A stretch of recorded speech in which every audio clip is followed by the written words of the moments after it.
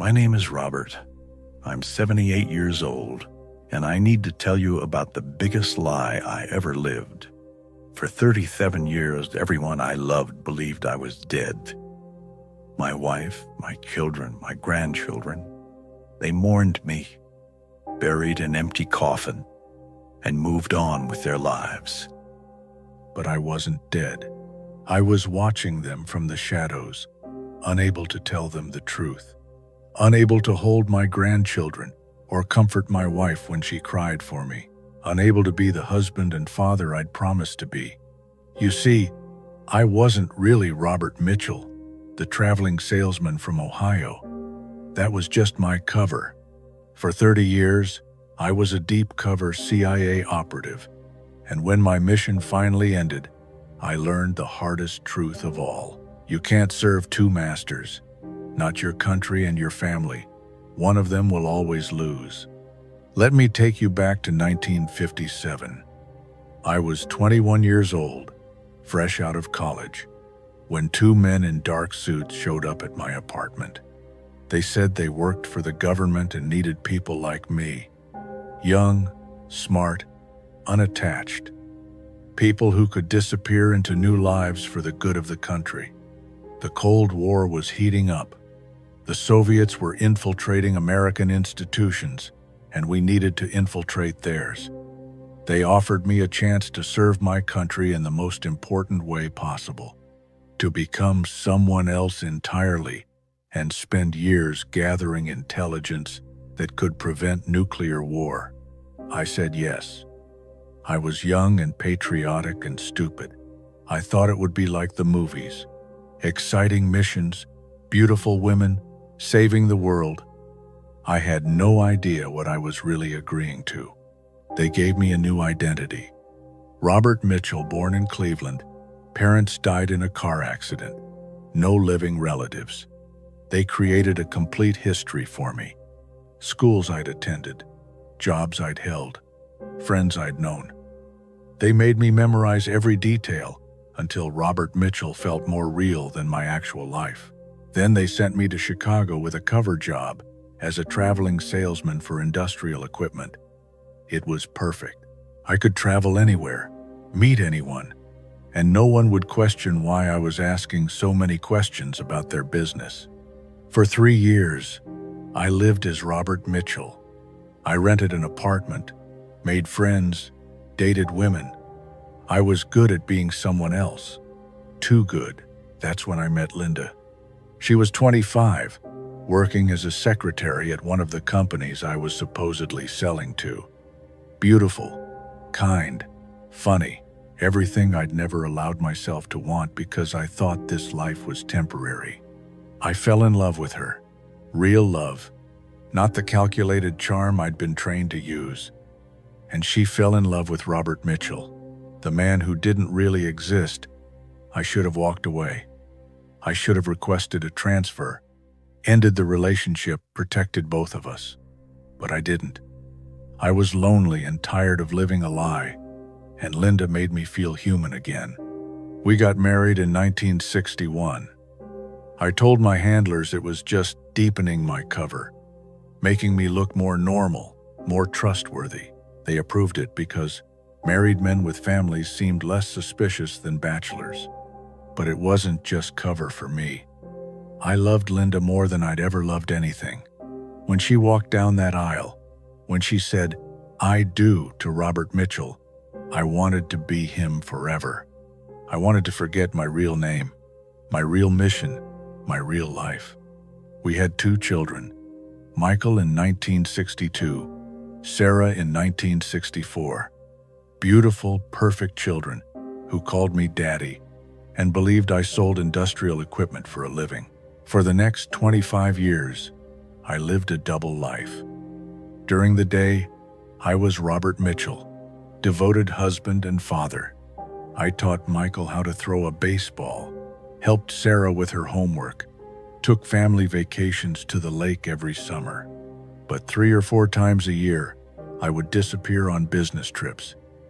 Linda would pack my suitcase, kiss me goodbye, and I would go off to infiltrate Soviet operations, steal classified documents, and pass information to my handlers. I missed birthdays, anniversaries, Christmas mornings, because I was in Moscow or Prague or East Berlin, risking my life for secrets that might prevent World War III. I told myself it was worth it, that I was protecting my family by protecting the world. Linda never suspected anything. Why would she? I was the perfect husband when I was home, attentive, loving, present. I compartmentalized my two lives so completely that sometimes I forgot which one was real. The children grew up thinking their father worked too much but loved them completely. Michael played football in high school. Sarah got straight A's and wanted to be a teacher. They were normal, happy kids with a normal, happy family, except none of it was real. In 1986, everything changed. The Soviets discovered there was a leak in one of their operations. They didn't know who, but they were closing in. My handler told me they'd identified several American operatives and were systematically hunting them down. Some of our people had already been killed. Others had disappeared. The Soviets weren't taking prisoners this time. They wanted blood. "We need to extract you," my handler said. "Tonight, pack nothing. Tell no one. We'll create a new identity and relocate you somewhere safe." I thought about Linda sleeping upstairs, about Michael, who was starting his senior year of college, about Sarah, who was getting married in 6 months and wanted me to walk her down the aisle. "What about my family?" I asked. He looked at me like I was insane. "What family?" "Robert Mitchell is a cover identity. Those people aren't really your family. They're props in your cover story." But they weren't props to me. They were everything. I begged for another solution, some way to protect my family without abandoning them. The handler shook his head. The only way to keep Linda, Michael, and Sarah safe was for Robert Mitchell to disappear forever. If the Soviets found him, they would torture and kill anyone connected to him. "We can fake your death," he said. "Car accident on one of your business trips. It has to look real. No body, but enough evidence to convince everyone you're dead. Your family will be sad, but they'll be safe." I had 24 hours to decide. Stay and risk getting my family murdered by Soviet assassins, or disappear forever and let them think I was dead. I chose to disappear. The hardest thing I've ever done was kissing Linda goodbye that morning, knowing it was the last time. She made me coffee and reminded me to call when I got to Cincinnati. I told her I loved her, and she smiled and said she'd see me Friday. She never saw me again. They staged my death perfectly. Car found burned on a mountain road in West Virginia. Witnesses who saw Robert Mitchell arguing with his business partner about money. Evidence of foul play. A body burned beyond recognition that DNA testing couldn't identify in 1987. I watched my own funeral from across the street. Linda, in black, crying into a handkerchief. Michael and Sarah holding her up as she threw dirt on my empty coffin. The preacher talking about what a good husband and father Robert Mitchell had been. They buried a lie and mourned a man who never existed. The agency gave me a new identity. New name, new background, new life.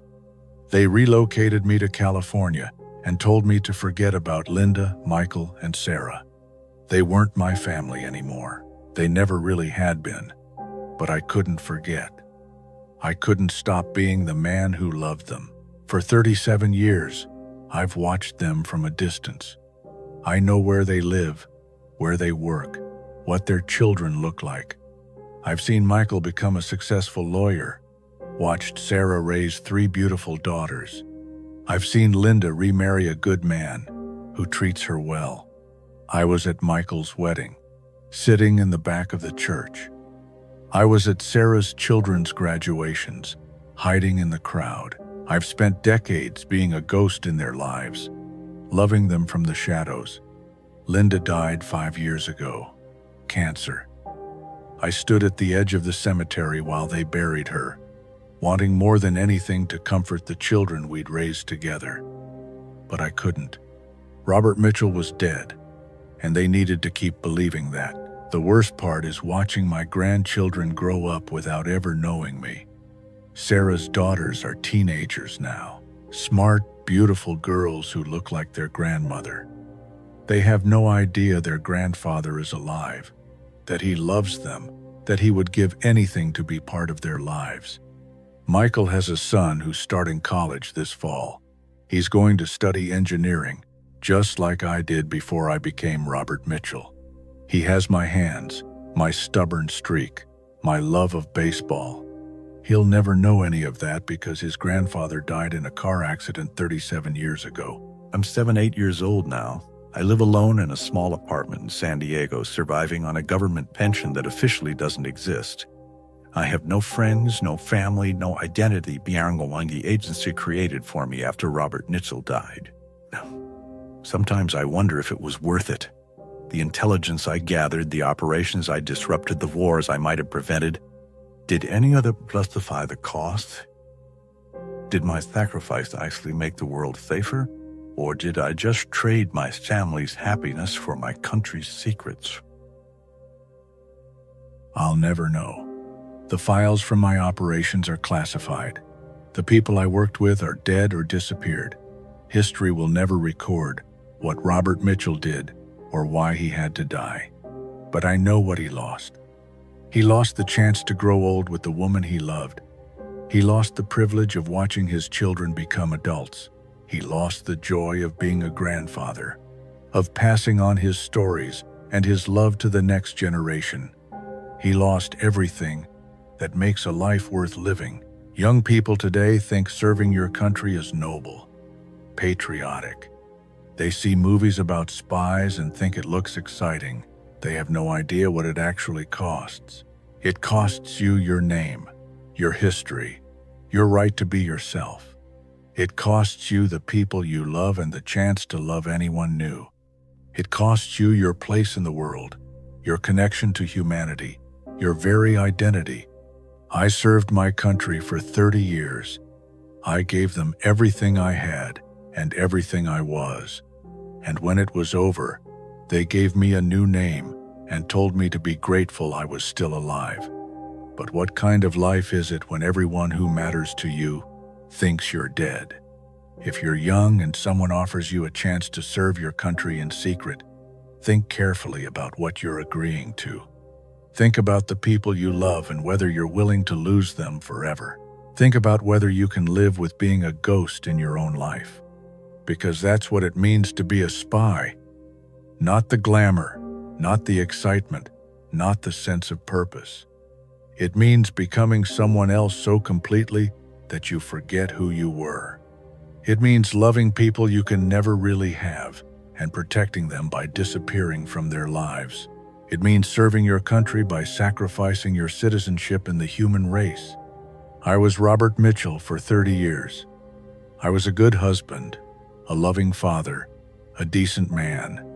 But Robert Mitchell was just a character I played, and when the mission ended, he had to die. The man I really am has been dead for 37 years. I just haven't stopped breathing yet. If you're facing a choice between serving something larger than yourself and staying with the people who love you, remember my story. Remember that you can't serve two masters. One of them will always lose, and it's usually the one that matters most. My name is Robert. I can't tell you my real last name because officially I don't exist. I'm 78 years old, and I gave my country everything I had. In return, they gave me a life that isn't really a life at all. Don't make my mistake. Don't trade your identity for your duty. Because once you lose yourself, you can never really find your way back home.